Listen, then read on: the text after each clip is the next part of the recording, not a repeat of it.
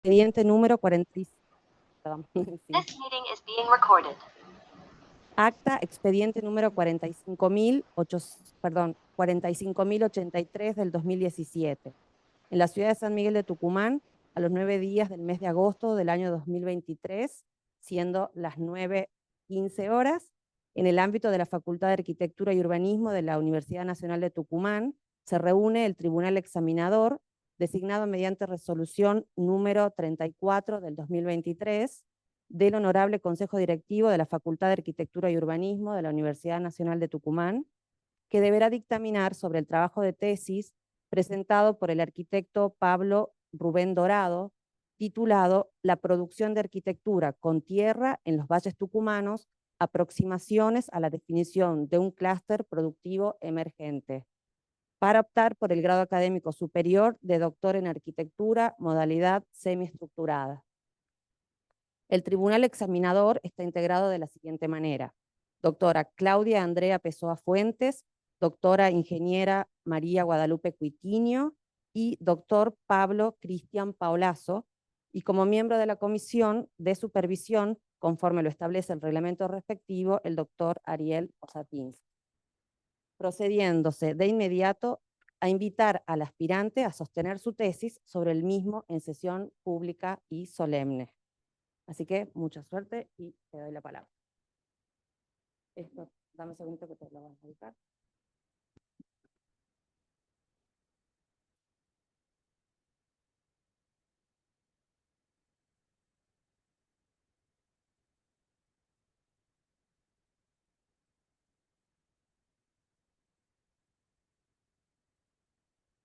Bien, bueno, buenos días a todas y a todos los que están presentes acá, a las personas que están desde el Zoom, y especialmente quiero agradecerle a los miembros del jurado que están acompañándome en esta última etapa y en este momento de la defensa, por haberse tomado el trabajo de leer el documento, de evaluarlo y de acompañarme también, me parece eso muy importante. La tesis doctoral que les voy a presentar se titula La producción de arquitectura con tierra en los valles tucumanos, aproximaciones a la definición de un clúster productivo emergente. Me han acompañado Guillermo Rolón y Rodolfo Rotondaro en la dirección y codirección, y en la comisión de supervisión el doctor Osatinsky y el doctor Tomasi. Lo primero que quiero comentarles cómo va a ser un poco el contenido de esta presentación. La presentación la estructuré bastante similar a cómo es el documento de la tesis, con la diferencia de que los resultados y las discusiones las voy a mostrar juntas y finalmente voy a mostrar algunas las conclusiones. Lo primero que tenemos que hacer es situarnos en dónde se ha desarrollado esta investigación. Vamos a trasladarnos al noroeste de Argentina, a la región NOA, donde en la provincia de Tucumán, hacia el oeste de la provincia de Tucumán, se ubican dos valles, el Valle Calchaquí y el Valle de Tafí. Estos valles, ahí estamos, miren esta imagen. El Valle Calchaquí es un valle más extenso que se extiende desde la provincia de Salta, atraviesa el oeste tucumano y culmina al norte de la provincia de Catamarca y se vincula a través del Abra del Infiernillo con el Valle de Tafí. Al ubicarse hacia las laderas de las cumbres calchaquíes y las sierras de la Conquija, estos valles presentan distintas características. El Valle de Tafí es un valle más fértil, un valle con una vegetación de pastizales de altura, mientras que el Valle Calchaquí es un valle con un clima más árido y con una vegetación de monte. Adentrándonos un poco más en el sector oeste de la provincia de Tucumán, en este sector se produce una superposición interjurisdiccional muy importante. Esto tiene que ver con la clasificación que hace el Estado de los distintos municipios, comunas rurales y los límites interprovinciales, y a su vez superpuestos con los territorios reconocidos de las distintas comunidades indígenas. Creo que es importante comentarles esto porque esto va a tener un impacto en lo que tiene que ver con el desarrollo de las actividades productivas en esta zona.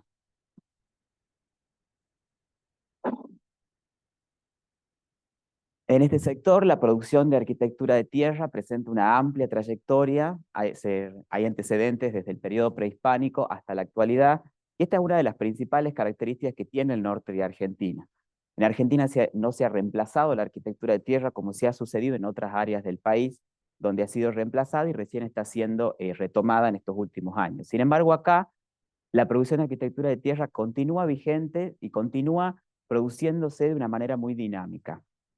En este sentido, también creo que es importante comentarles que decidí en el desarrollo de la tesis no centrarme en aspectos arquitectónicos o constructivos de la arquitectura de tierra, sino más bien en esto, ¿no? Mi interés estaba puesto en las personas que trabajaban allí. Uf, eh, eh, tenés que tomar agua.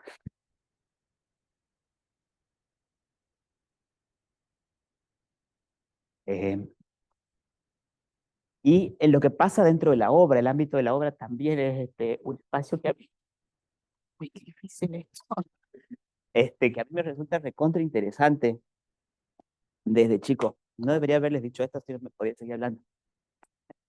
Bueno, en base a esto hemos podido construir un problema de investigación y, como les decía, hay un gran volumen de antecedentes construidos y desarrollados sobre esta arquitectura.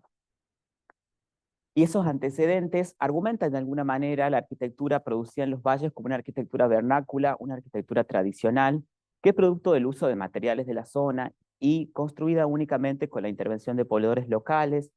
De alguna manera proponen que está resuelta con modalidades de producción como la autoconstrucción. Y de alguna manera yo entendía que esto no resultaba suficiente para explicar. Además, diversos autores en los últimos años, en las últimas 2 décadas, empiezan a describir una transformación productiva en el valle, por un lado, y por otro lado, una transformación en la arquitectura de tierra. Asociado a esta problemática, también algunos autores que describen la zona del valle, hablan de un cambio en la condición productiva, ¿no? Una transformación producto del auge de la actividad turística en estas últimas 2 décadas y sobre todo por el carácter de segunda residencia que adquirieron estos valles y la transformación de suelo rural a suelo urbano y las disputas territoriales que esto ha ido generando en este momento, ¿no? En estas últimas 2 décadas. En base a eso, la hipótesis de trabajo que nos hemos propuesto dice que la tecnología de construcción con tierra en los valles tucumanos se desarrolla contemporáneamente. Acá aparece una de las primeras variables. Hemos analizado la producción de arquitectura de tierra, la producción contemporánea de arquitectura de tierra. Decimos que se basa en una dinámica productiva de escala regional. Fíjense que aparecen las escalas de análisis. Esto tiene que ver con no solamente analizar lo que sucede en la obra, sino empezar a ver cómo se vinculan esas obras con otros sectores del lugar, que está basada en nuevos modelos productivos, un poco los que les comentaba de la problemática, y que tiene ciertos rasgos de integración que pueden ser entendidos como un clúster productivo emergente. Y acá aparece por primera vez lo del clúster productivo emergente, que considero que ha sido el principal desafío de la tesis, porque decidí introducir esta conceptualización que es de la disciplina de la arquitectura, pero me lo propuse como un desafío porque yo me proponía analizar la arquitectura de otra forma y me parecía que esto de los clústeres productivos iba a ser una estrategia que podía resultar buena. Los clústeres productivos básicamente lo que proponen es que hablan de una concentración geográfica de unidades productivas o empresas que están vinculadas con espacios de producción, espacios de elaboración de elementos que apoyan al sistema productivo principal. Y otra cuestión que también es importante destacar de los clústeres es que están muy vinculados a aspectos culturales y territoriales, que yo consideraba que iban a ser una variable muy importante de analizar. Los objetivos entonces que nos propusimos, consideramos que era necesario caracterizar la tecnología de construcción con tierra, describir las modalidades de producción que se utilizan actualmente en la producción de esa arquitectura, determinar cuáles son los tipos y niveles de interrelación e integración que existen entre los distintos agentes que participan, y finalmente evaluar si esa red productiva adquiere las características de un clúster productivo.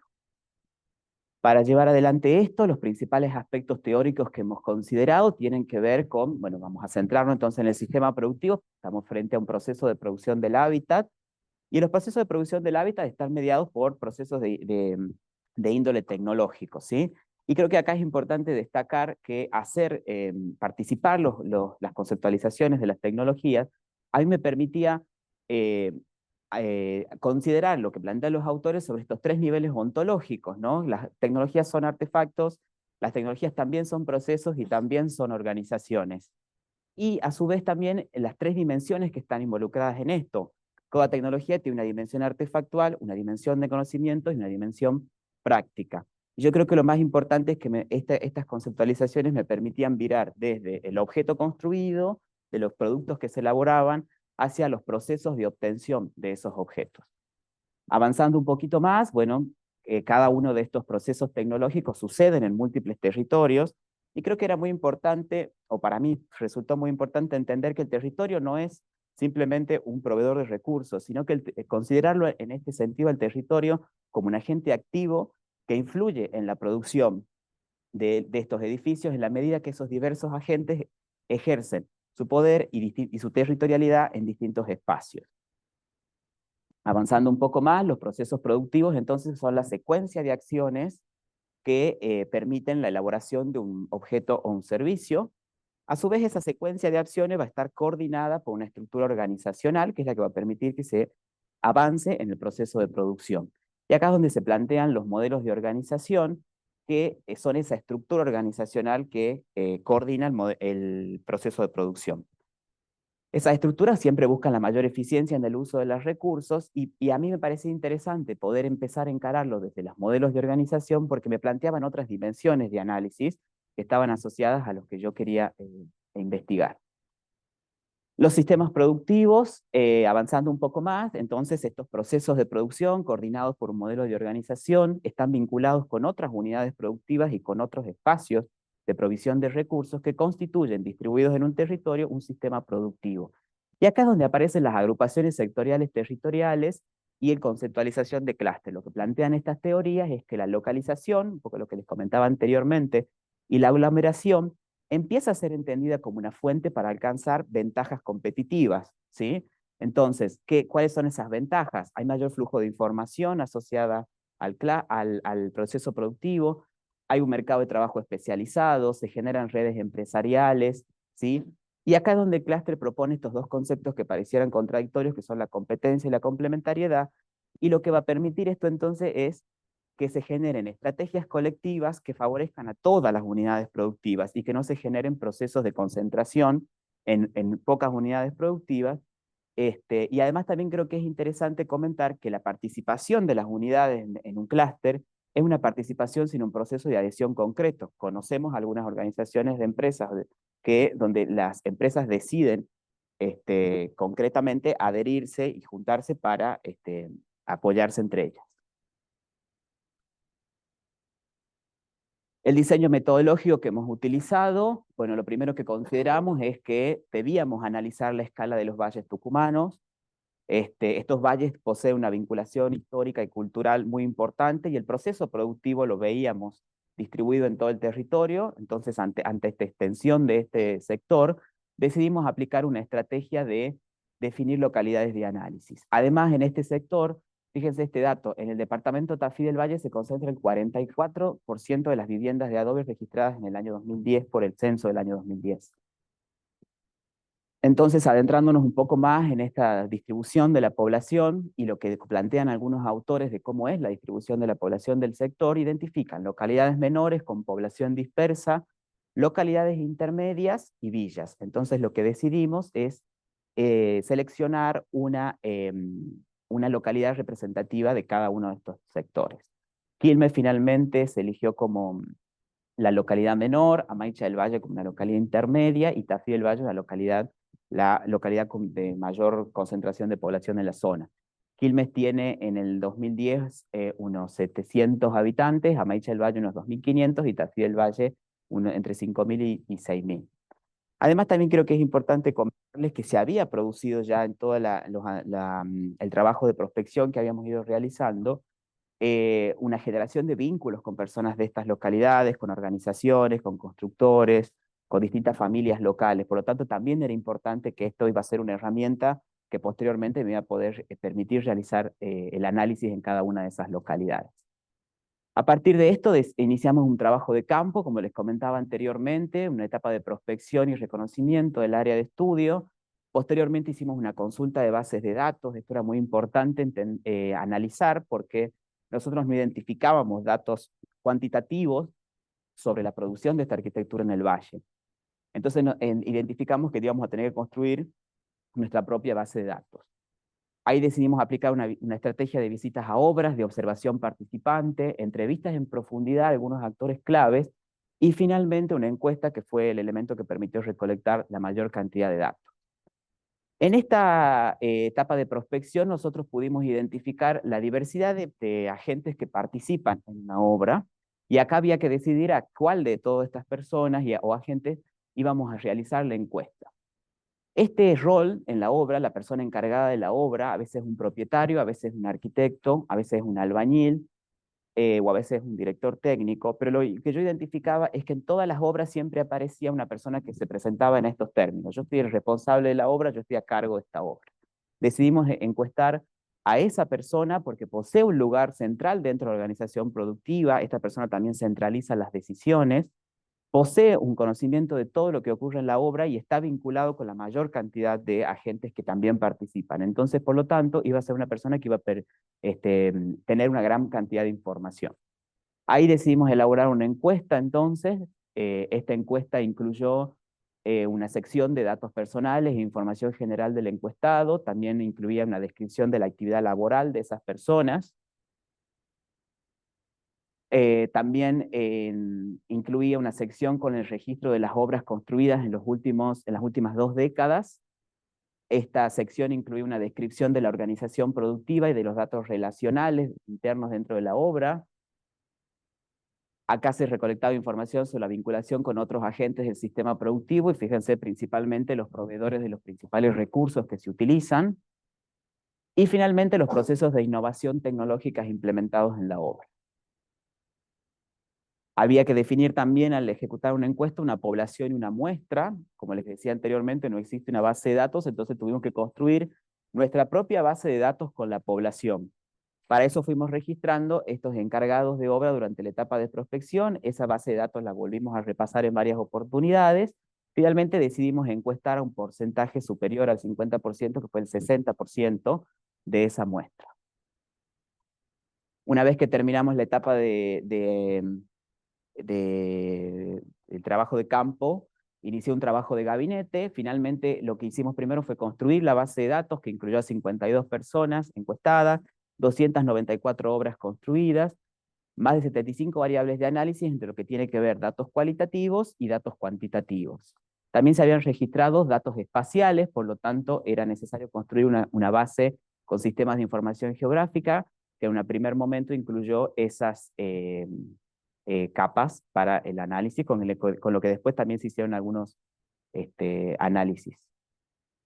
Y esta es otra metodología que nos permitió analizar los datos relacionales. El análisis de redes sociales, no estamos hablando de Twitter ni de Facebook, que también para mí ha sido un descubrimiento esta metodología, pero se hizo mediante un software. Este software lo que permite es representar a través de nodos a los actores que participan y a través de vectores a los vínculos que se generan. Lo interesante es que se pueden caracterizar y introducir variables de análisis en cada uno de estos dos elementos y finalmente hacer ciertas interpretaciones. Este software también permite calcular indicadores, y que son esos indicadores que están ahí, y además también se utilizó otra metodología que es la determinación de actores claves y de subgrupos dentro de la red. Bien, vamos a los resultados. Espérenme que tomo. Los principales resultados que obtuvimos lo hemos estructurado para esta presentación en estas 4 categorías. Los primeros tienen que ver con el sistema productivo regional, las transformaciones productivas, las cuestiones asociadas a los modelos de producción y la condición emergente de clúster. Fíjense que lo hemos querido asociar a los objetivos que nos habíamos propuesto para poder ordenarlo y poder comentarlo. Respecto al sistema productivo regional, acá aparece el primer registro de los proveedores de servicios de construcción. Son las personas encuestadas en las 3 localidades de análisis. Estas son las 28 personas encuestadas en Tafí del Valle, estas son las de Amaicha del Valle, y estas son las 9 personas encuestadas en Quilmes. Respecto a las obras que se producen mediante este sistema, bueno, les decía de hace rato, 294 obras, son 170 en Tafí del Valle, 85 en Amaicha del Valle y 36 en Quilmes. Respecto a los recursos productivos que se utilizan en esta localidad, fíjense en este mapa, es de la localidad de Tafí del Valle, la distribución espacial de los principales recursos que aparecen en este esquema, en esta referencia, perdón, y en el esquema de la derecha, izquierda, bueno, derecha, eh, se muestra en la columna donde están los principales materiales y en la otra columna blanca las distintas localidades desde donde provienen. Y fíjense cómo se empiezan a producir entrecruzamientos entre las distintas localidades, ¿no? Y el rol importante que tiene Tafí del Valle en la autoprovisión de los recursos. Hay un gran volumen de recursos que provienen de la misma localidad. Esta es la distribución en el caso de Amaicha del Valle. Fíjense cómo acá empiezan a producirse un mayor número de entrecruzamientos. Sin embargo, todavía Amaicha del Valle presenta una importante autoprovisión. Y en el caso de Quilmes, esta es la tercera localidad. Quilmes está ubicado en este sector. Acá se produce un mayor entrecruzamiento. Quilmes es la localidad que necesita vincularse con un mayor número de otras localidades para proveerse de los recursos. Y fíjense cómo se empieza a extender por el recorrido del Valle Calchaquí de la Ruta 40, desde Colalao del Valle hasta San José, que están aproximadamente a unos 20 kilómetros de la localidad de Quilmes. Avanzando un poco en las características de estos recursos, bueno, estos recursos presentan distintas condiciones de distribución, de regulación, y su provisión se encuentra más o menos consolidada. Ahora vamos a ver algunas características de esos recursos. Respecto al adobe, podemos decir que es una actividad consolidada, que moviliza mano de obra local y que posee una distribución homogénea en los valles. El adobe es un elemento constructivo pesado que no puede trasladarse grandes distancias, por lo tanto, la provisión siempre es interna. Sin embargo, hay una discontinuidad también en la provisión durante el año y avanzando, digamos, en los distintos años. Hay una cuestión que tiene que ver con la informalidad laboral de las personas que trabajan en este sector, y además también los constructores destacan una variabilidad en las características del producto que ofrecen, y los adoberos explican que el costo de venta no cubre realmente los costos de producción. Respecto a los materiales industrializados, estos centros que nosotros les decimos corralones acá en el valle, cuenta con centros de suministros activos y dinámicos en cuanto a la provisión, y la provisión de materiales industrializados combina la provisión también se complementa con la provisión de herramientas e insumos de ferretería. Este es uno de los mercados que ha mostrado un crecimiento en la cantidad de sucursales que en las últimas 2 décadas, y también, por supuesto, no resuelve únicamente para la construcción con tierra, sino que también para las otras construcciones que se hacen en el valle. Respecto a la madera, principalmente se utiliza madera comercializada, comprada en las madereras o en los corralones. Las materias primas de estos comercios provienen de otros sectores, y sin embargo también se identifica que podría tener más aportes de materia prima local. ¿Sí? Quilmes es una de las localidades que tiene una gran producción de álamos, y algunos sectores de Amaicha del Valle también, y Quilmes además tiene una autoprovisión de madera bastante importante. Respecto a la tierra, principalmente se accede a la tierra comercializada, provistas por los mismos proveedores de áridos. Esto también se complementa con la tierra del mismo terreno donde va a construir la obra. Y una de las cosas que se destacan principalmente es la amplia variabilidad que hay en la calidad del material ofrecido, y la concentración de la venta de este material en muy pocos proveedores. Respecto a la caña es de los materiales naturales que tiene un sistema de provisión más organizado. La caña se provee desde la parte baja, se provee desde Santa Lucía y Acheral, y en la parte más alta se provee desde San José y desde Santa María. Además, esto se combina con la extracción directa de este material en los mismos terrenos.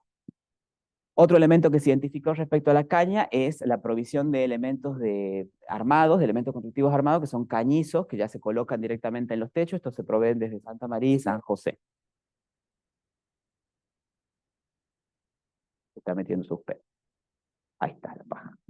Respecto a la paja es uno de los sistemas que no cuenta con un sistema de provisión organizado. La paja es provista únicamente cuando es necesario utilizarla en las obras, y es gestionada por las mismas personas que participan en la obra. Sin embargo, también, como les decía, se identifica el sector de Labra del Infiernillo como un sector que presenta una disponibilidad del material de muy buena calidad y que se encuentra accesible, ¿sí? También el sector del infiernillo es el principal proveedor que se ha identificado de paja. Bien, respecto al marco regulatorio del uso de estos recursos, como decía anteriormente, esto es un aspecto importante, se han identificado pocas herramientas de regulación de estos materiales, ¿no? Fundamentalmente, lo principal son los mecanismos locales y la presión social de las comunidades locales y las comunidades indígenas las que regulan el uso de estos recursos. Solo se encuentra regulada la extracción de suelos y áridos y la protección de ciertas especies vegetales, entre las que les mencionaba recién el álamo, no está. Avanzando en el sistema productivo, las organizaciones productivas, o sea, los grupos que llevan adelante esas obras, fíjense en estos esquemas que muestran los integrantes de los grupos de trabajo. En el eje horizontal están las personas encuestadas y en el eje vertical los distintos roles que incluyen los grupos de trabajo. Fíjense cómo en Quilmes las organizaciones productivas son más pequeñas y tienen una menor diversificación de roles, mientras que en Amaicha y Tafí del Valle las organizaciones empiezan a mostrar otros roles dentro de la obra y a su vez Tafí una mayor cantidad de organizaciones con esa diversidad de roles. Respecto a la mano de obra, un poco adentrándonos en esto que les decía recién de las personas que trabajan, bueno, el 80% de la mano de obra que se ha identificado es local. En este esquema, fíjense que se muestran algunos cruces, pero fundamentalmente la mano de obra es local. El 80% de los encuestados afirmó que otros miembros de su familia también se dedican a esta actividad. La experiencia laboral que tienen las personas es entre 2 y 58 años. Y también creo que es importante comentar que el 44% explicó que esta actividad es su principal medio de vida, o sea que hay un 56% de personas que tiene que complementar con otras actividades para poder completar sus ingresos. Respecto al marco regulatorio del trabajo, creo que esto es una cuestión, me parece a mí muy importante. Todas las personas que trabajan en el sistema productivo lo hacen de manera informal. Los actores y otros actores que también se han podido relevar, que proveen estos materiales, que están incluidos dentro del proceso de producción, también lo hacen de manera informal. Y creo que un dato no menor es explicar que los datos de las condiciones laborales de las personas que trabajan en construcción no se registran para el área rural. Entonces esto también es parte de la cuestión esta estructural que les digo de la problemática de la mano de obra.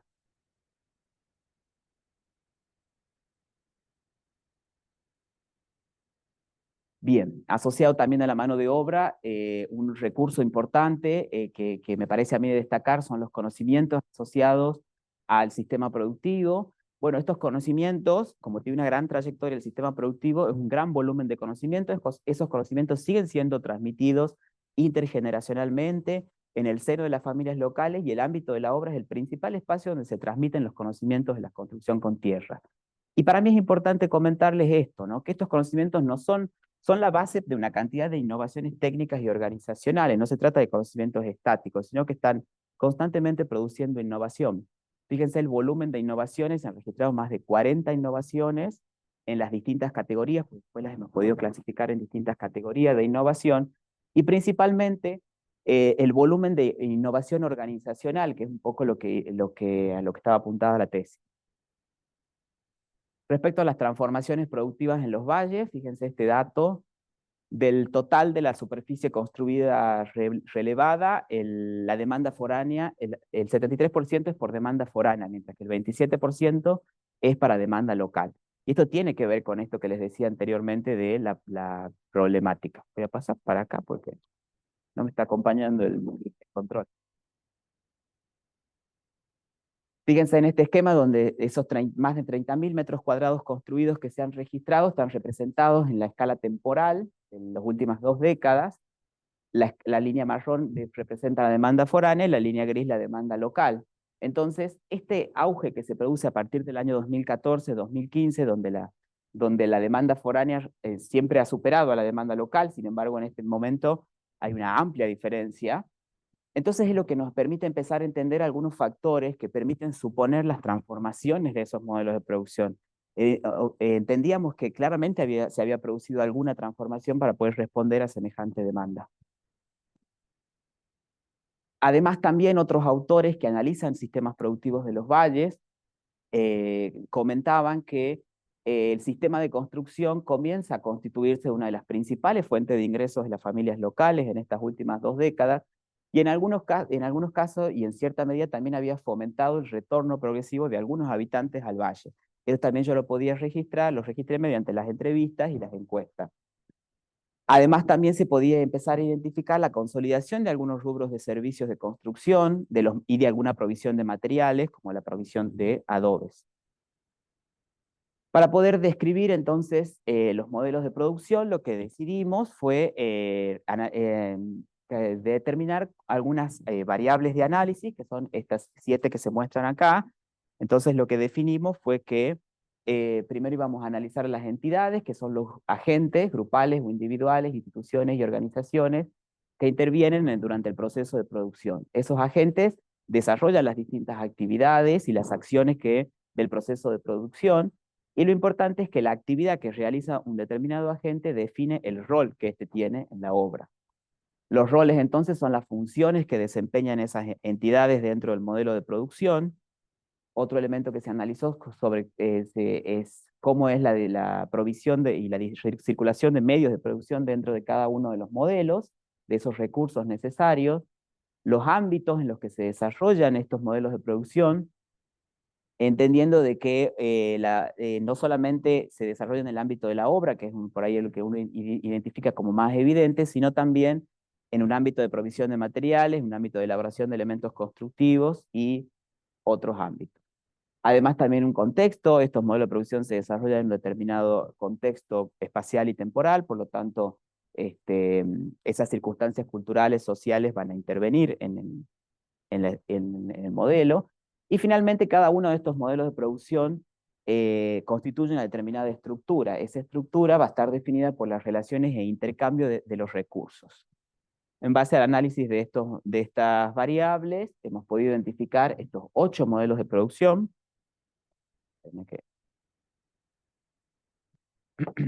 Los primeros que les voy a comentar son los modelos de producción que se desarrollan con financiamiento privado, porque los otros son con financiamiento estatal. La autoconstrucción es uno de los primeros modelos. Fíjense en ese hexágono de la superposición de roles que se producen en la autoproducción, donde un comitente se dedica a las actividades de gestión de la obra y también a la gestión de los materiales para la obra y, por supuesto, la construcción. Avanzando un poco más, el modelo de producción por albañil, acá se produce una primera subdivisión de roles. El comitente continúa dentro del ámbito de la obra, pero también gestiona los materiales. Sin embargo, aparece una persona que se va a encargar de la construcción de la obra. En el modelo de producción por contratista, acá el comitente sale del ámbito de la obra y contrata a un contratista que a su vez subcontrata a un grupo de albañiles que va a ejecutar esa obra. Finalmente, en un modelo de producción de desarrollos inmobiliarios, fíjense cómo acá aparece otros actores, como un inversor privado, que generalmente contrata a un contratista para que ejecute esa obra, y una vez que la obra está construida, aparece un cliente comprador que compra una obra terminada. Entonces, la estructura que podemos ver de estos modelos de producción, bueno, la autoconstrucción tiene una estructura compacta con una alta superposición de roles y está sustentada en lazos sociales principalmente. Esto creo que es un dato también importante, los principales lazos y vínculos que hay dentro del modelo. Los modelos de producción por albañil tienen una estructura jerárquica, compacta, donde las decisiones están centralizadas en el comitente y se basa en relaciones sociales y comerciales. Acá, de este lado, van a ir viendo a dónde apuntan principalmente esos modelos de producción, ¿no? El modelo de producción por contratista tiene una estructura jerárquica y dispersa con más cantidad de roles y con roles muy bien diferenciados, y además se sustenta en relaciones sociales, y particularmente lo que permite el modelo de producción por contratista es la producción simultánea de distintas obras. Una persona se hace cargo de distintas obras y simultáneamente se van produciendo esas obras, por lo tanto mejora la productividad.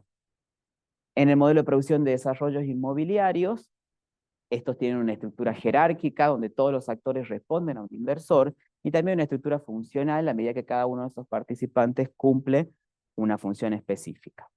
Respecto a los modelos de producción estatal, fíjense cómo aparece primero el modelo de autoconstrucción asistida. En este caso, el Estado empieza a asumir un rol de financiamiento de la obra o de parte de la obra o de algunos recursos, que pueden ser materiales, mano de obra o traslado de algunos materiales, pero el comitente continúa ejecutando la obra. En el modelo de producción estatal por cooperativa, en este caso se asocia a un programa específico que se desarrolló en la zona, que fue adaptado para que se construyera con tierra, porque originalmente no era para construirse con tierra, y el Estado es quien proveía materiales y mano de obra, y en el seno de la cooperativa es donde se encuentran las personas que asumen esos distintos roles. En un modelo de producción comunitaria también tiene una estructura bastante similar. Fíjense cómo en el seno de la comunidad, para la producción de edificios comunitarios, se encuentran las personas que asumen los distintos roles de la obra. En este caso, en la obra relevada, que es la casa de la comunidad india de Quilmes, el Estado también tuvo un rol de financiar parte de la obra. Finalmente, en el modelo de desarrollo de prototipos experimentales, bueno, acá aparece la universidad como un actor estatal que desarrolla un edificio y finalmente contrata a un grupo de albañiles que ejecute esa obra. Entonces, en este caso, el modelo de producción de financiamiento estatal, acá están los 4. Estos modelos están destinados principalmente a la población local. La producción continúa siendo incipiente. Además, también es importante entender que están asociados a procesos de inclusión social. Por lo tanto, bueno, también estos modelos presentan una estructura compacta, ¿sí? Que en algunos casos tiene esquemas jerárquicos y en algunos casos tiene esquemas un poco más horizontales. Y se trata de modelos de producción que son dependientes de recursos del Estado. Estos modelos no funcionan sin la presencia del Estado. Fíjense en este esquema que muestra cómo se distribuye la demanda entre los distintos modelos, como claramente hay algunos modelos que están apuntando a resolver la demanda foránea y otros que están apuntando o resolviendo la demanda local. Entonces, este aumento de la demanda ha generado una necesidad de adaptación del sector productivo, ¿no? Y los modelos son los que aparecen de alguna manera para resolver esa demanda. Esto no pasa más. Espera que salí de la pantalla. A ver. Ahí va. Bien. Voy a tomar un poquito de agua.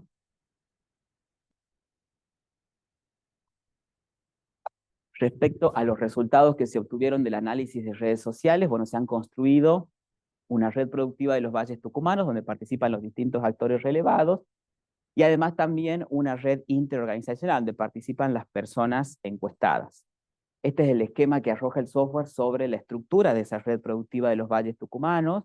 Fíjense que los actores que tienen niveles, se ubican en posiciones más centrales, tienen una mayor cantidad de vínculos y los que se ubican en una zona más periférica tienen una menor cantidad de vínculos. Entonces, considerando esto, fíjense cómo se estructura la red. La posición entonces no es aleatoria.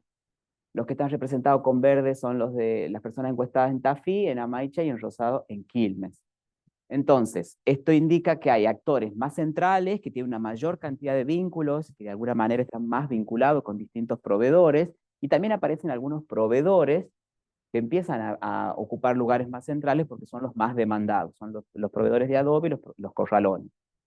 Además, también fíjense, esta distribución que hay también está un poco asociada a la distribución espacial, porque el sector de Amaicha del Valle ocupa un lugar central y vamos a ver que también ocupa un lugar interjurisdiccional de vínculo entre las distintas localidades. Uno de los indicadores que se calculó y analizó sobre esta red es el indicador de densidad. El indicador lo que representa es la cantidad de nodos. La densidad se calcula en función de la cantidad de nodos y la cantidad de posibles vínculos que se pueden producir. Lo que indica esto es que hay, del total de vínculos que se podría producir, se produce el 30%. Entonces acá estamos frente a una cuestión que, sin estar coordinada y por el libre juego de la oferta y la demanda y la vinculación entre los proveedores y los constructores, se produce ya una densidad del 30% en esos vínculos. O sea que ya hay una buena base de relación.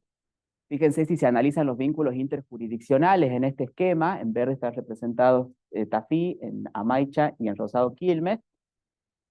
Fíjense cómo aparecen actores principales que están muy vinculados con actores de Amaicha del Valle y actores de Quilmes que están vinculados con actores de Amaicha del Valle. Entre Quilmes y Tafí del Valle no se produce una vinculación directa, sino a través de algunos actores de Amaicha, perdón. Y esto también está mostrando la cuestión de la circulación de la mano de obra que hay en este sector y en los intercambios que se producen.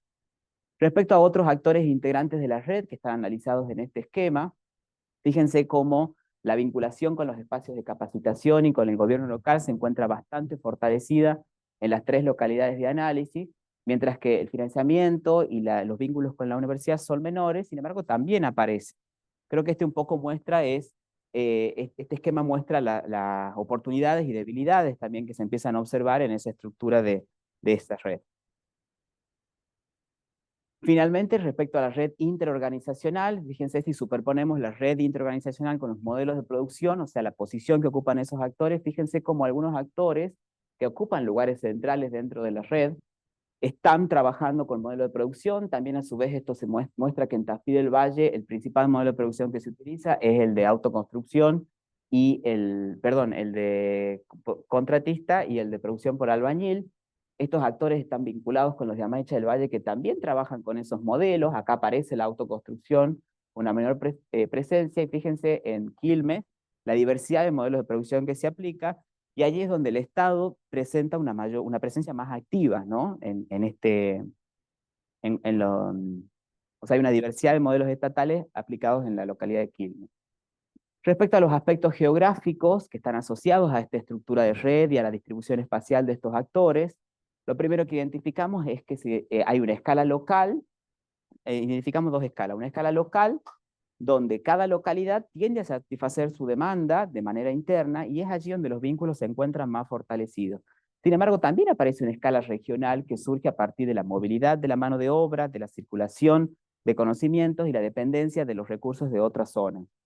Y otra cuestión que tiene que ver con la cuestión geográfica es los conflictos de la regulación dominial que hay, lo que les comentaba al comienzo de la superposición interjurisdiccional, y el reconocimiento de la propiedad comunitaria de las comunidades indígenas, porque si bien el Estado reconoce las comunidades indígenas, reconoce su territorio, la multiplicidad de problemáticas que se generan entre esas comunidades es muy compleja en la actualidad.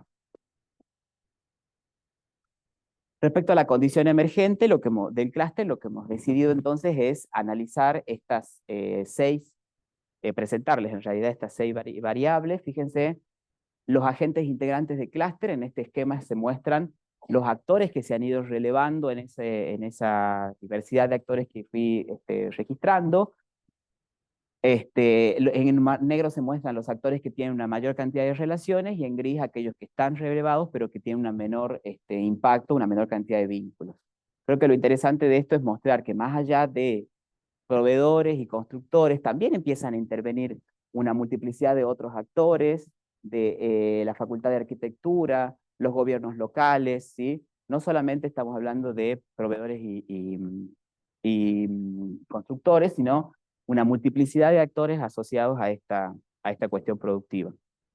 Si analizamos un poco la red que se construye a partir de eso, lo primero que identificamos es que la red no se atomiza. Una primera hipótesis que teníamos era que podía aparecer una red de cada una de estas localidades y que no iban a aparecer vínculos. Sin embargo, esos vínculos están presentes.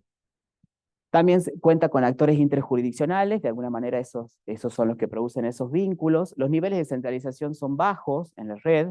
Una red con niveles de centralización alto indicaría que hay una concentración de vínculos en un solo actor y que ese actor es quien está asociado a muchos proveedores. Sin embargo, eso no sucede en este caso. Y además también otro dato que creo que es importante destacar es que la red de relaciones no solo se basa en relaciones comerciales, sino también principalmente en relaciones con un alto contenido social. Respecto a las ramas productivas que se identifican, bueno, los servicios de construcción es uno de los sistemas que es bastante dinámico. La venta de adobes, la comercialización de materiales también se encuentra muy dinamizada. La provisión de servicios complementarios a la construcción, nos referimos a servicios de plomería, de gas y de algunos otros servicios. Y que esto también a su vez se asocia con el servicio de comercialización de inmuebles que se está produciendo en la zona y además también con los servicios turísticos. El turismo toma la producción o la arquitectura de tierra como un elemento paisajístico para la oferta de esos servicios. Entonces, una de las cosas que identificamos es que este sistema productivo forma parte de la economía del sector, está asociado a otras actividades que se desarrollan en la zona. Respecto a la aglomeración y especialización productiva, lo que se identifica entonces es un mercado de trabajo especializados y patrones de especialización sectorial en esas personas. Se registra la aparición de nuevos actores y la consolidación de otros actores, ¿sí? Hasta ahora el incremento de los productores y esta especialización productiva está guiada por el juego de la oferta y la demanda, ¿sí? no está coordinado por entidades privadas, ni sociales, ni gubernamentales, y el Estado tiene una presencia activa con algunas políticas públicas que recordemos que tienen que ser adaptadas, que son muy específicas y que no generan un impacto significativo. Fíjense respecto a la cuestión de la eficiencia y productividad. Si se analiza la productividad, en este esquema se muestra la productividad calculada según la superficie construida y el número de personas que han intervenido. Fíjense cómo Tafí del Valle supera ampliamente a las otras dos localidades. Sin embargo, las tres localidades tienen una curva de crecimiento ascendente y Amaicha del Valle y Quilmes presentan una productividad similar. Tafí claramente está mostrando una atracción de esa cantidad de producción elaborada. Respecto a los procesos de cooperación y complementariedad, no se han identificado procesos de cooperación estratégica planificada, como les decía anteriormente. Sin embargo, sí se producen algunas estrategias como rotación de la mano de obra, complementariedad para la provisión de algunos recursos, intercambios de información entre los distintos actores, ¿sí? La complementariedad que se produce entre los distintos modelos de producción para resolver esas distintas demandas que se producen en el valle. Y bueno, sí, estos procesos de complementariedad y cooperación son procesos incipientes que no garantizan efectivamente estrategias de cooperación efectiva, pero creo que sí son importantes destacarlos. Bueno, hemos llegado a la parte de conclusión. Voy a tomar un poquito de agua. A ver si puedo pararme allá. Retomando un poco la hipótesis que nos habíamos propuesto, recordemos esta hipótesis que le había comentado al inicio de la presentación, lo que podemos decir es que la construcción con tierra en los valles tucumanos ha experimentado en la actualidad un auge productivo que sostiene la vigencia de esta tecnología. Esta arquitectura con tierra que se produce actualmente se produce a partir de un sistema productivo de carácter dinámico, que creo que esta es una de las características que tiene este sistema, es muy dinámico, está en constante cambio y ha presentado una importante transformación de sus modalidades de producción. Los conocimientos locales que están asociados a la construcción con tierra también están muy vinculados a los procesos de innovación técnica y también quiero destacar los procesos de innovación organizacional, que tienen que ver con nuevos roles que se producen en la obra, con nuevas maneras de trabajar en la obra y que resultan más eficientes en términos productivos. No me abandones ahora, compañero. Vuelvo acá, que va a ser más rápido. Una de las características que identificamos es que el auge de la demanda es uno de los principales aspectos que se identifica como parte de este proceso de transformación y especialización de los modelos productivos, en la medida que se ha producido esa diversificación de roles y esa especialización de la mano de obra para atender a esas nuevas demandas. Finalmente, respecto a la cuestión del clúster, ¿no? La introducción en el estudio del análisis del clúster productivo, yo creo que ha sido muy rica porque me ha permitido detectar que el sistema productivo adquiere ciertas características de integración, ciertas características de interrelación y cooperación que permiten pensarlo como un clúster productivo, pero en una condición emergente por las limitaciones que aún se detectan. Y pensando un poco en en esas limitaciones que aún se observan, fíjense que el hecho de que el sistema productivo dependa en gran medida de la demanda foránea presenta ciertos riesgos y desafíos, ¿no? Porque por un lado la sostenibilidad del sector se está poniendo en juego allí, y por otro lado la sostenibilidad del territorio. Estamos frente a un sistema productivo que utiliza terrenos que están en conflicto. El crecimiento del sistema productivo pareciera estar limitado debido a la oferta de suelo, lo que les decía recién, y una serie de problemáticas socioambientales y conflictos territoriales que están impactando negativamente en las poblaciones locales. La falta de diversificación de los mercados es otro elemento que también se presenta como una debilidad. Estamos frente a un sistema productivo que produce edificios que no pueden ser trasladados, incluso el adobe es conflictivo de trasladarlo. Y con esto se presentan dificultades que generan en la población involucrada, podrían generar el aumento del desempleo, ¿sí? En el caso que este sistema decayera. La problemática de la informalidad laboral creo que es muy importante tenerla en cuenta. Esto vulnera los derechos de las personas que trabajan y brinda menores condiciones de seguridad y control de las construcciones que se realizan, lo que les decía anteriormente, la exportación de productos en el sistema productivo está limitada por la dificultad de la movilidad. Sin embargo, los niveles de especialización de la mano de obra local, la gran cantidad de conocimiento que existe en la zona, es un gran potencial que puede seguir expandiéndose.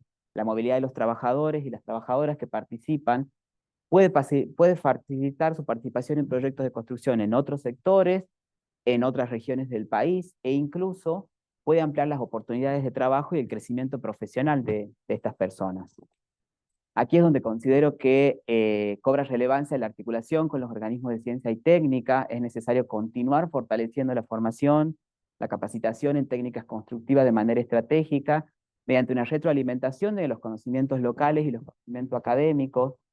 La exploración, es importante explorar nuevas tecnologías, nuevos materiales, para aprovechar al máximo el potencial local y la gran cantidad de innovación que se genera en la zona. Por eso también es que considero que favorecer el clúster productivo puede aportar una serie de ventajas claras, ¿no? Para mejorar la productividad, alcanzar mejores condiciones de trabajo y de desarrollo de la región. Finalmente, considero que es importante que el Estado asuma un rol de planificación y control en el desarrollo del sector, fomentando la diversificación de los mercados, estableciendo regulaciones y mecanismos de control para garantizar la sostenibilidad ambiental, la sostenibilidad social del sistema, y apoyando la innovación y el conocimiento y el crecimiento a largo plazo del sistema. Esto último creo que es algo que es muy importante de comentar, porque consideramos que es importante un proceso de planificación, y creo que en este sentido es muy importante estar atentos, porque estos procesos de regulación no siempre terminan. Hay muchas experiencias de procesos que no siempre favorecen a las poblaciones locales. Y creo que la tesis es un gran insumo de información para ese tipo de procesos de planificación estatal. Bueno, es todo. Gracias.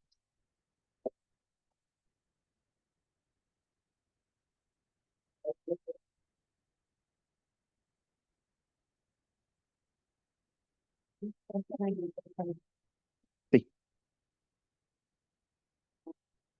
Bueno, corresponde ahora comentarios y consultas por parte del jurado. Si les parece, comenzamos con el doctor Paolazo, que está acá. Ahora habilitamos una cámara.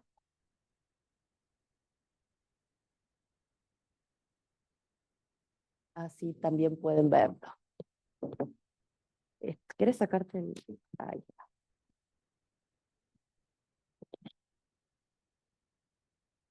Sí, eso lo tenemos que ver desde ahí.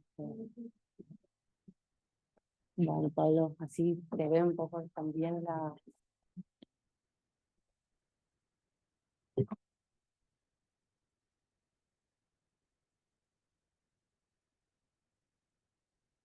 Bueno, ¿se escucha ahí? ¿Sí? Bueno, bueno, gracias Pablo por la presentación. Quiero hacer unos comentarios primero y después voy a hacer algunas preguntas que, que, que me surgen después de la lectura y de tu exposición sobre la tesis. En primer lugar, uno como jurado tiene que evaluar la pertinencia y la originalidad del tema dentro del campo científico donde el postulante está trabajando. Y en este sentido queda muy claro, en las conclusiones él se encargó de mostrar muy claramente cuál es la pertinencia de este tema para el campo científico. Desde ese punto de vista, como jurado tengo que destacar el enfoque que tiene la tesis. ¿eh? Hay mucha bibliografía sobre la construcción con tierra. Y esa bibliografía se centra particularmente muchas veces en aspectos culturales o aspectos históricos. Y acá lo que estamos viendo es cómo funciona ese bueno, clúster, como le llama Pablo, y que después sobre el final vamos a volver sobre la cuestión del clúster, ¿no es cierto?, sobre la pertinencia de trabajar con ese tipo de concepto. Entonces, desde ese punto de vista, está muy bien lograda digamos, la elección del tema y la originalidad que tiene desde el punto de vista de cómo se lo enfoca. Es decir, si uno pensara fríamente, no es un tema nuevo, ¿no es cierto? Pero el tema está enfocado de una manera muy original. Y eso es lo que uno le pide a alguien cuando está haciendo una tesis. ¿Eh? Lo segundo que hay que decir es que, bueno, ustedes han visto aquí 50 minutos, una presentación de 50 minutos, y han visto muchas tablas, algunos gráficos que son medio incomprensibles para muchos, ¿no es cierto? Todas esas rayitas que veíamos que se vinculan unas con otras. Y es un trabajo monumental. Es un trabajo monumental. Y hay que decirlo con todas las letras, con todas las sílabas. Si yo hubiera sido tu director, no te hubiera puesto tanto trabajo encima. ¿Eh? y, no, y no es un palo para el director, pero yo creo que el trabajo que has hecho por ahí excede un poco lo que uno le pediría a un estudiante de doctorado. ¿Eh? Eso te hubiera ayudado a que no termines con tanto estrés y tanta esta situación que nos pone la defensa de una tesis, ¿no? La idea de trabajar con algo así me parece realmente, ya es importante que el medio académico dé esta otra mirada. Pensemos que para los organismos del Estado argentino, una vivienda construida con tierra indica que los que viven ahí adentro son pobres. El indicador de las NBI considera que si una construcción está hecha con tierra, automáticamente nosotros la tenemos que incluir a todos los que viven ahí como pobres. Esta es una característica sobre la cual tendríamos que discutir un poquito más, ¿no es cierto? Porque estamos en una región donde este tipo de construcción es no la norma, pero es muy importante. En segundo lugar, las normas de construcción que hay en la Argentina no consideran a la construcción con tierra como una construcción viable dentro de las normas existentes. Es decir, estamos en un proceso de informalidad total y completo, no solamente en el mercado laboral, como se pone de manifiesto, sino que si nosotros hacemos un proyecto y lo queremos hacer aprobar por las autoridades, por el Colegio de Arquitectos y por las autoridades, ese proyecto no puede ser aprobado porque no existe la norma que me permita a mí evaluar si es viable o no. Y yo pienso que este trabajo sirve también para poner ese tipo de cosas en discusión. Y más teniendo en cuenta lo que se muestra aquí, que 3/4 partes de la demanda están traccionadas no por la demanda local, sino por la demanda foránea, como se ve claramente. Entonces, creo que un trabajo de esta índole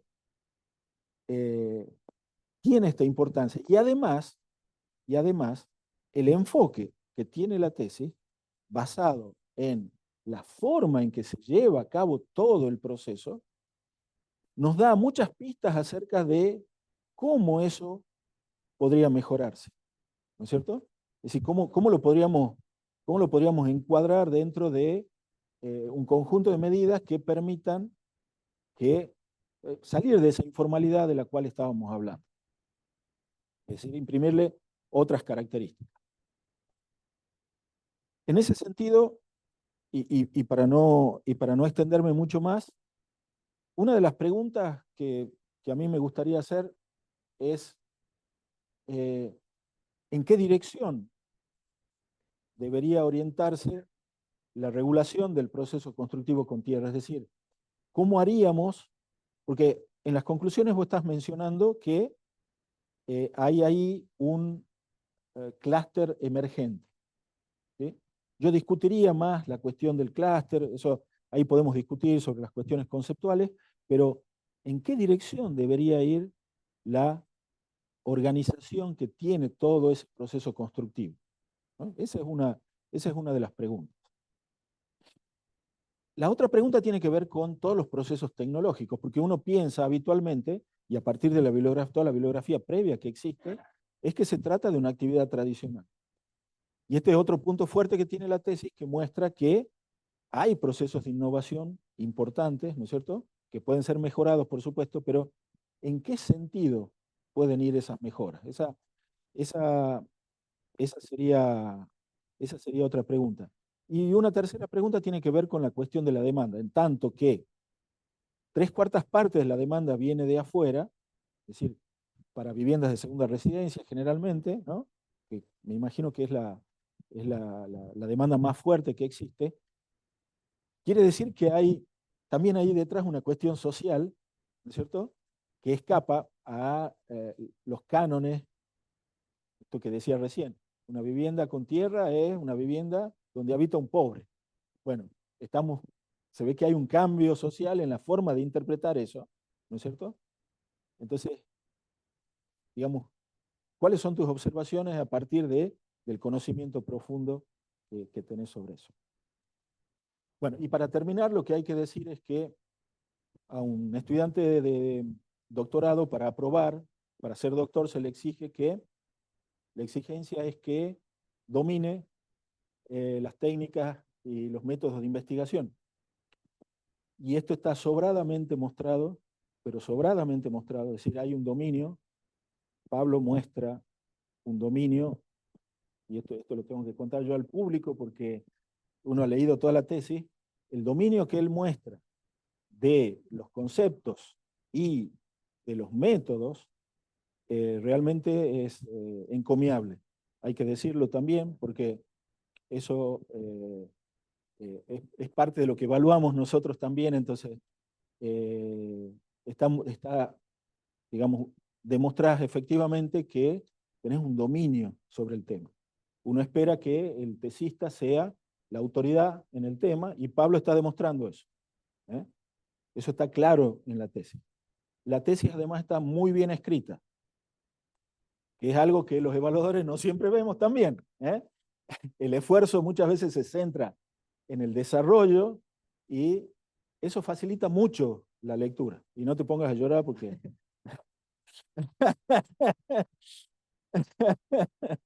eso facilita mucho la lectura realmente y tampoco es frecuente, digamos.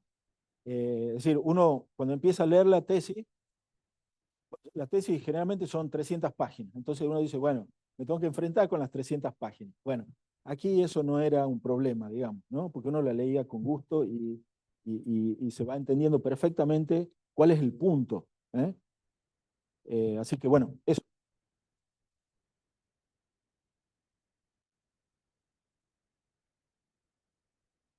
Claudia o Guadalupe, continuar.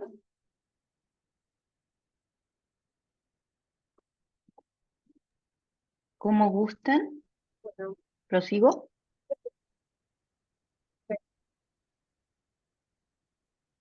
¿Me escuchan? Y la sí, escuchamos. Perfecto. Primero que todo, agradecer la invitación, ¿cierto?, a formar parte de esta comisión, ya que, como lo señalaba el doctor Roberto, ha sido una tesis muy interesante, está muy bien escrita, y aquí os voy a hacer algunos comentarios. Esta tesis para mí es de gran aporte de generación de conocimiento para las aglomeraciones sectoriales territoriales desde la arquitectura, ¿cierto? Cuando hoy nos encontramos enfrentados a la inteligencia artificial, a donde cada vez tenemos que buscar afuera, ¿no?, el conocimiento, la tecnología, la innovación, me llama mucho la atención y creo que es fundamental para nuestro desarrollo sustentable y sostenible, el tema de trabajar con la tierra, que lo encontré algo maravilloso, ¿no? Porque siempre estamos buscando innovaciones fuera, siendo que nuestras principales herramientas para poder crecer es encontrándonos a nosotros mismos, y qué más bonito desde la propia tierra, ¿no? Eso lo encontré maravilloso, Pablo. Gracias. Excelente presentación del postulante a doctorado del arquitecto Pablo. Me impactó el desarrollo productivo y también su gran desafío a trabajar con estas nuevas temáticas desde su área, que es la arquitectura, ¿no? Donde él evidencia la importancia de la confianza para la creación de todos los lazos que él ha mencionado correctamente en la presentación, desde los conflictos geográficos, desde la propiedad comunitaria, todos los que trabajamos con territorio nos encontramos con esas dificultades, pero también usted ha sido capaz de evidenciar y de tener una propuesta de acciones de mejora desde políticas públicas, yo veo, desde identificar un sello territorial, ¿cierto? Su trabajo tiene una gran fortaleza y es un semillero de buenas ideas técnicas para el Tucumán, digamos, ¿no? Los valles de Tucumán. Bueno, ¿qué puedo decir? ¿Cierto? Creo que también muestra un escenario de una doble posibilidad en la región, tanto desde el desarrollo turístico o estas dobles residencias, como usted señala, ¿no? Darle un nuevo valor al territorio, eh, desde el propio territorio, ¿no? Entonces eso resulta realmente impresionante, ¿no? Eh, cómo se trata la tecnología y la transformación de escala regional, ¿cierto? Cómo el conocimiento ancestral lo vemos reflejado, ¿cierto? En la construcción, eh, la identificación y la interacción de estas posibles nuevas construcciones en base a este nuevo concepto de sustentabilidad e innovación, que no, donde denominamos un territorio como este, eh, territorio activo realmente, ¿no? Como se señala. ¿Cómo podemos activar la economía? Tal vez desde un enfoque turístico sustentable, desde la tierra hasta, no sé, la gente que está en política también podrá hacer, envíele la tesis para que ellos tengan ahí un material adicional.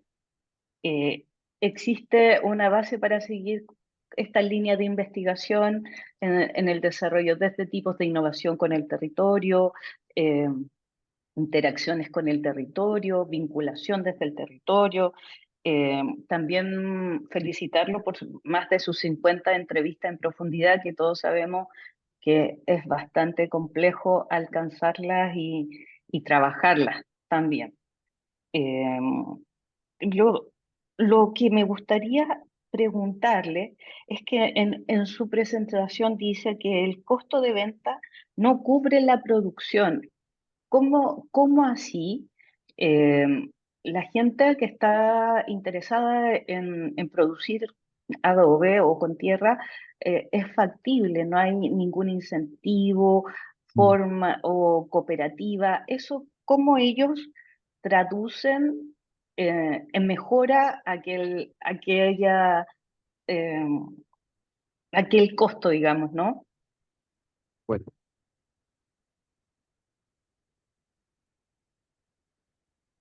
continúa usted, doctora Cuitiño. Muchas gracias. Gracias, Claudia. Muchas gracias, Claudia. Guadalupe, quisiera... Bueno, buenos días.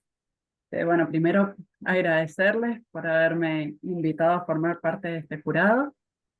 Felicitarte, Pablo, porque la verdad es que has hecho una tesis excelente, muy bien armada y presentada, una presentación muy clara de todo el trabajo que has realizado.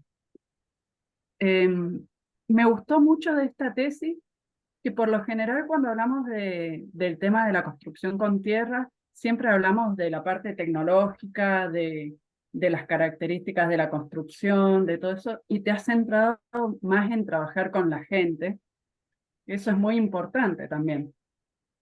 Entonces, el entrevistar, el hablar con cada uno, cómo es que ellos llevan la obra, eso debe haber sido muy interesante también para vos, el poder interactuar con todos ellos, el que durante la tesis decías no solamente es el padre el que construye, sino que siempre tiene un hermano, un hijo, ese saber que se va pasando, que es lo que siempre hablamos del traspaso generacional y del conocimiento, cómo es que se va trasladando. Es muy importante plasmar también toda esa parte que acompaña a la parte de las características tecnológicas propia de la construcción con tierra. Para poder también visualizar, porque como decís, se deja un poco de lado, es un trabajo que se hace en negro, que no está bien, bien valorado. Y bueno, toda esa interacción que se empieza a producir entre el propietario, el constructor, el albañil, que empiezan a generarse, bueno, está desde el desarrollo inmobiliario, que se genera por autoconstrucción, por albañiles.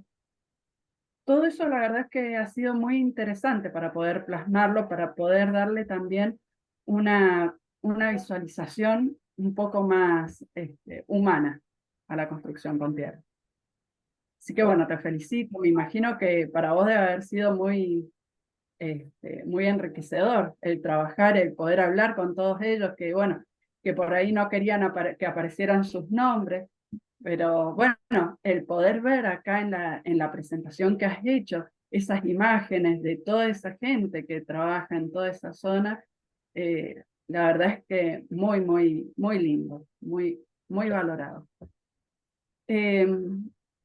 Bueno, sería interesante saber cómo también tenés pensado continuar con esta línea, con todas esas encuestas que se han armado tan interesantes, teniendo en cuenta que cuando se hacen los censos, hay muchos de estos aspectos que no se tienen en cuenta durante los censos, y ver, porque por ejemplo, es como decías, 170 construcciones en Tafí del Valle que son hechas de tierra, teniendo en cuenta la población que hay, que tampoco es tanta, es importante el porcentaje de construcciones con tierra, diciendo que bueno, es una construcción, como decía recién el doctor Paulazo, que consideran que es construcción de pobre, pero no, es una construcción que es de la zona, que es regional, que es algo común verlo en esa zona, y que tome su valor todo eso.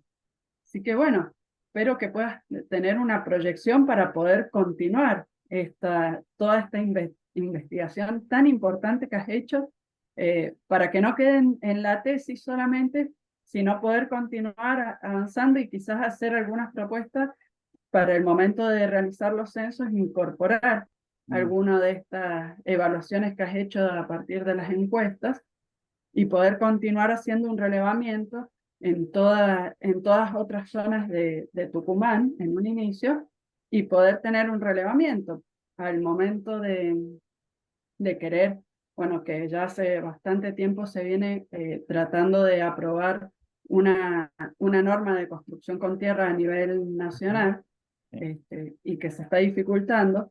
Es importante poder ver esto, ver cómo es la incidencia, ver la cantidad de gente que se dedica a esto, que es necesario, que ellos necesitan tener también toda una normativa, un ente regulador para ellos poder continuar, porque no es el decir, se construyó con tierra hace 100 años atrás y ahora ya nadie construye con tierra. No, no es así.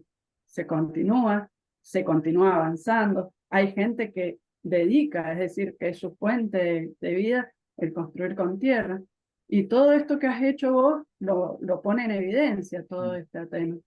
Así que bueno, te felicito, una excelente tesis, se nota el trabajo que has hecho, esos cuadros de interacción que has mostrado en donde se vinculan los distintos entes, muy valorado porque muestra la importancia que hay de trabajo entre los distintos entes de la construcción. Así que, bueno, te felicito y bueno, comentarnos a ver si tenés pensado continuar ahora en una segunda etapa, si tenés alguna proyección futura para continuar con esta tesis que has hecho. Bueno, muchas gracias. Quiero agradecerle especialmente realmente por... ¿Desenchufé o se apagó? Ah, no, desconecté el cable, perdón, ahí está. Nada, quiero agradecerles especialmente a ustedes tres, porque, bueno, por sus palabras, porque han trabajado mucho en esta última etapa para leer este documento. Y bueno, un gusto conocerla a usted, Guadalupe, a usted, Claudia, nos hemos conocido en 2020 y a Pablo lo conozco. Es un gusto volver a verte, Claudia, y a usted, Guadalupe, conocerla. Bueno, respondiendo a lo que comentaba Pablo de que en qué dirección debería orientarse la regulación del sistema productivo, yo creo que principalmente un poco retomando la multiplicidad de actores, creo que tiene que ser esta posible regulación o posible normalización del sistema, creo que tiene que generar una participación de la multiplicidad de actores que hay. Yo acá estoy mostrando de que no solamente hay propietarios ni proveedores que pueden llegar a estar participando, sino que también hay constructores, hay familias, hay organismos locales, hay comunidades indígenas, hay pobladores que deben participar de esas posibles instancias de regulación, porque cada uno tiene sus intereses y considero que sí es una gran cuestión a profundizar sobre cómo puede hacerse una regulación.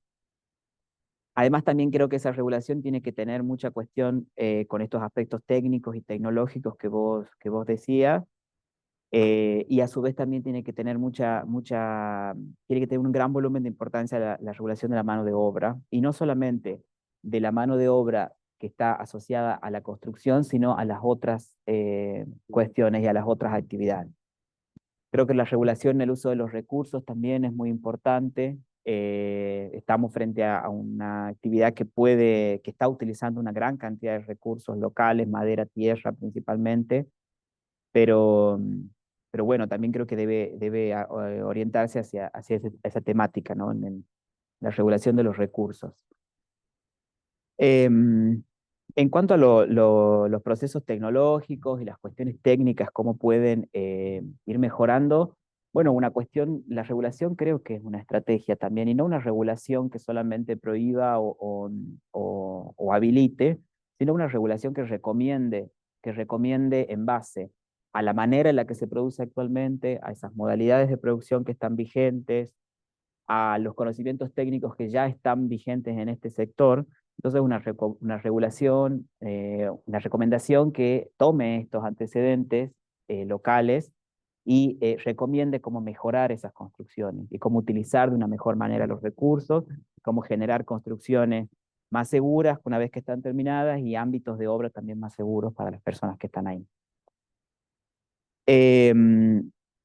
La cuestión de la demanda foránea es un aspecto muy importante, o sea, el valle está atravesando un proceso de transformación que yo identifico desde la construcción con tierra, pero creo que el gran volumen de producción foránea que se está produciendo, la gran demanda de suelo y de terreno, atravesado por la enajenación de los terrenos de las comunidades indígenas, creo que es una gran problemática. Yo quería destacar la cuestión interjurisdiccional porque creo que es un problema.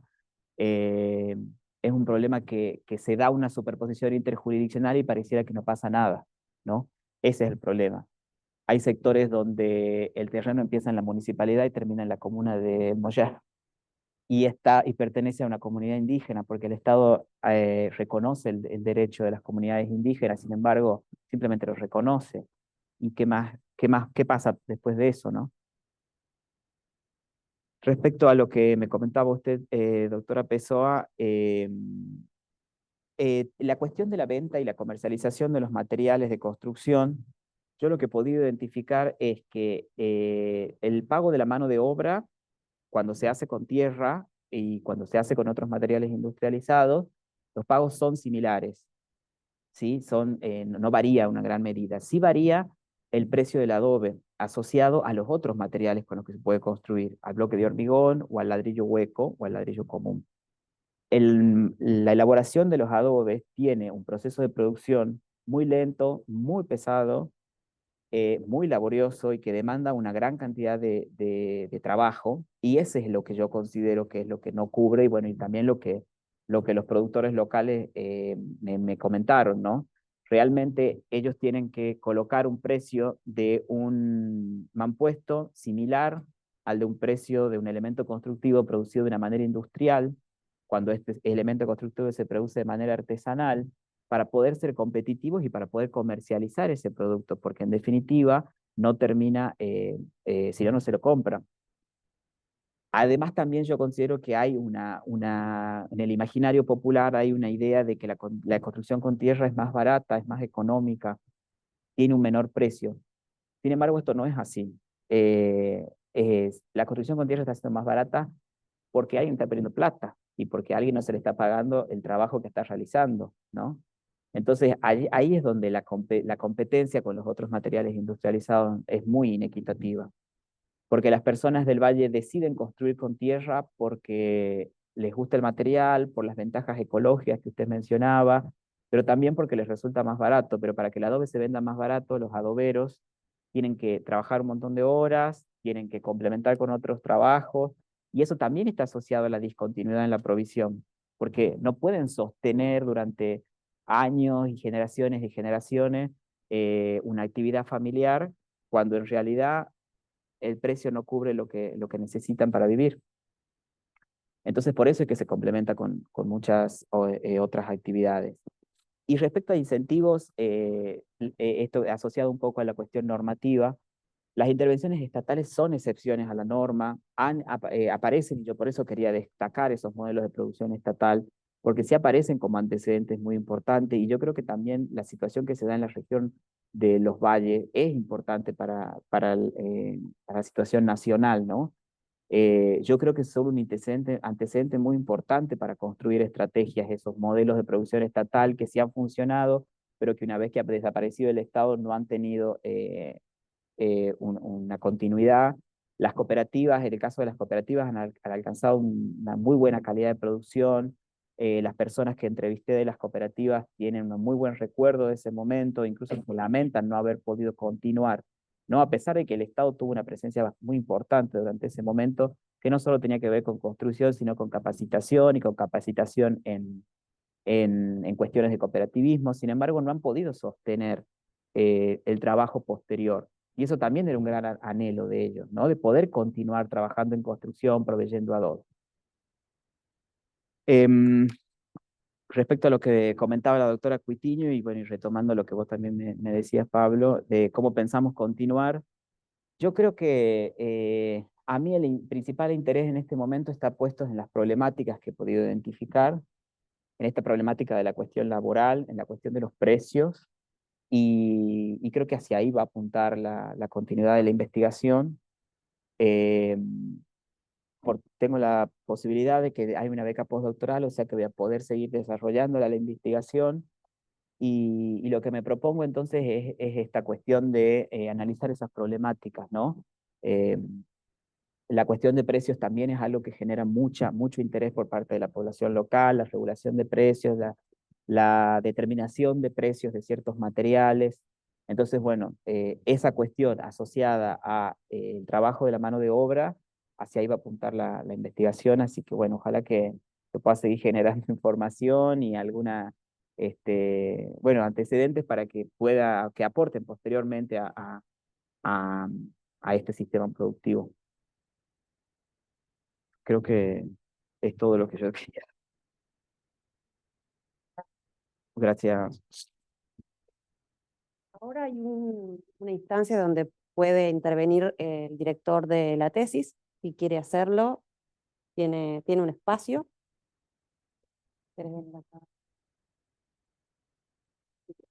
También la Bien. Bueno, buenos días principalmente agradecido al tribunal por aceptar evaluar el trabajo de Pablo, ¿sí? Y bueno, por los comentarios que hicieron y entender que la dirección de los comentarios, por dónde seguir y todo eso, se condice además con lo que efectivamente Pablo también tenía interés de seguir, así que digamos, eso también refuerza que el camino, digamos, iniciado y que va a continuar Pablo tiene un buen rumbo. Por otro lado, destacar, sí, el trabajo de Pablo fue tremendo, fue inmenso. Hay anécdotas en el medio que tienen que ver con estos 52, digamos, constructores entrevistados. Había que perseguirlos en medio de la pandemia. Y bueno, nada, se pudo hacer, se pudo llegar. Hubo retrasos que tienen que ver con el volumen de información que efectivamente hubo que manejar. Pero es que una investigación de estas características no merecía menos de esfuerzo y de recabación de datos que se necesitaba, si no, digamos, iba a quedar todo en su puesto.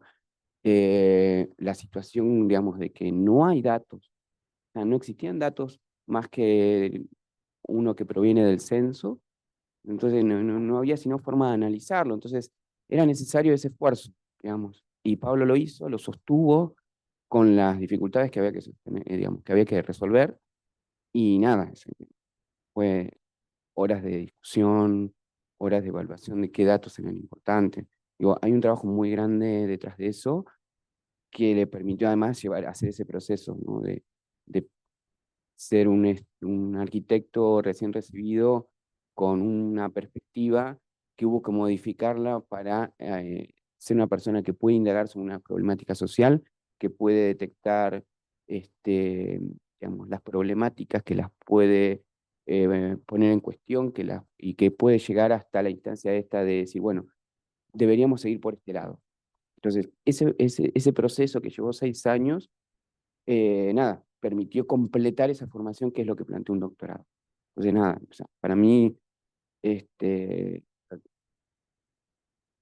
contribuir a estas felicitaciones de inmenso trabajo. No tengo más que eso que decir. Y que bueno, fueron horas y horas de discusión y trabajo. Y muchas otras cosas más, pero bueno. Nada.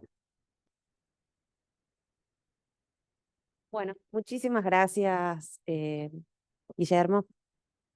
Invitamos a todos los que están conectados y acá en la sala a dejar que se reúna de manera privada el jurado para elaborar el dictamen.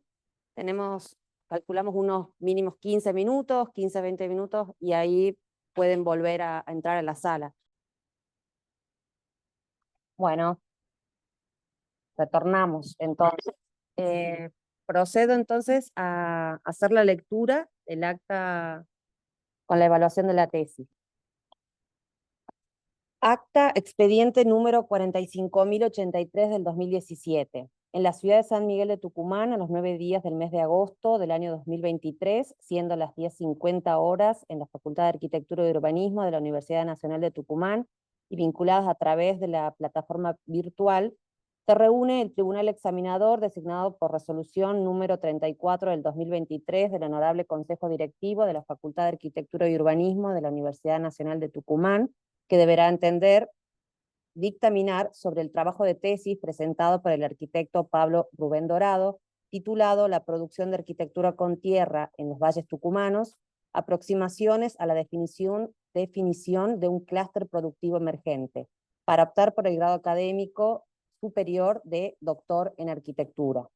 Están presentes los miembros del tribunal: doctora Claudia Andrea Pessoa Fuentes, doctora ingeniera María Guadalupe Cuitinho y el doctor Pablo Cristian Paulazo, quienes deciden por unanimidad dar por aprobado el trabajo de tesis presentado por el aspirante arquitecto Pablo Rubén Dorado, bajo la dirección del doctor Guillermo Rolón como director de tesis y del doctor Rodolfo Rotondaro como codirector.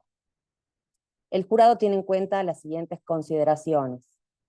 La presente tesis doctoral es original y contribuye al conocimiento científico regional sobre una temática tan relevante como es la construcción con tierra. Sus principales fortalezas residen en el aporte al conocimiento regional del Valle Tucumano respecto de la evolución de la construcción con tierra y cómo se vincula en forma directa e indirecta con los diferentes actores regionales, públicos, privados, para permitir la evolución de la arquitectura con tierra y las aglomeraciones sectoriales territoriales en la arquitectura. El tesista demuestra solvencia en el manejo teórico, desarrollando una estructura adecuada para la interpretación del problema bajo estudio. Esto posibilita un desarrollo coherente, muy bien logrado, de la tesis en cuestión. El desarrollo metodológico ha sido realizado teniendo en cuenta el objetivo general y los objetivos específicos. Hay un muy claro desarrollo de la metodología que es adecuado para resolver el problema de investigación. De este modo, la concordancia entre las actividades y las características de las mismas y los datos y la información necesaria para cumplir los objetivos propuestos es absoluta. Se utilizan fuentes de información relevantes y el lenguaje técnico empleado es correcto. El análisis de los datos relevados contribuye a lograr una correcta coherencia entre los objetivos, la hipótesis y las conclusiones.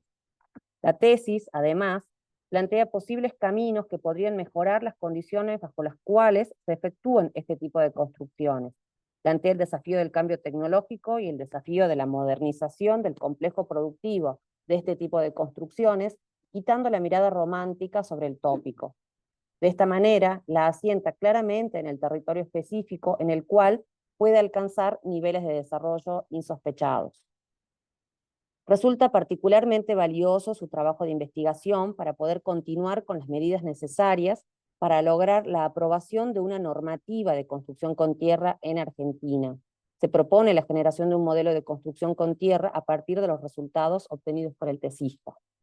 Por último, la defensa oral de la tesis se desarrolló en tiempo, de forma concreta, abordando todos los temas investigados en cada capítulo. La presentación fue completa en relación a la información incorporada y el doctorando se expresó en forma correcta utilizando el lenguaje técnico apropiado para la temática.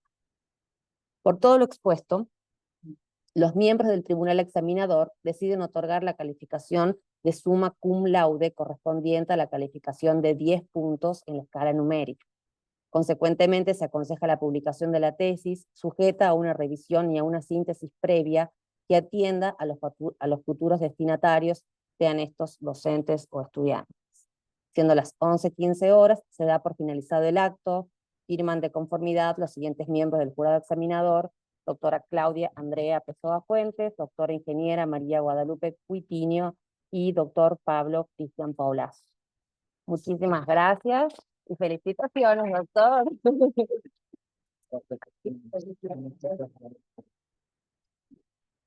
Bueno.